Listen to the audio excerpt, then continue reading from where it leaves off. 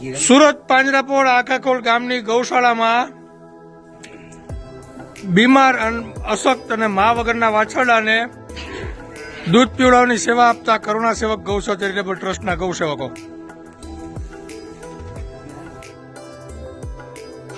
જય ગૌ માતા.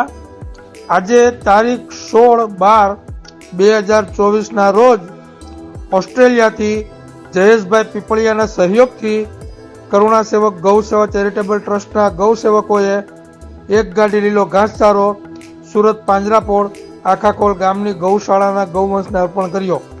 ત્યારબાદ પાંજરાપોળના બીમાર ગૌવંશના વોર્ડમાં બધા જ બીમાર ગૌવંશના પડખા ફેરવ્યા, તેમની સાફ સફાઈ કરી, ત્યારબાદ તેમને પાણી પીવડાવ્યું અને ત્યારબાદ તેમને લીલો ઘાસચારો અર્પણ કર્યો.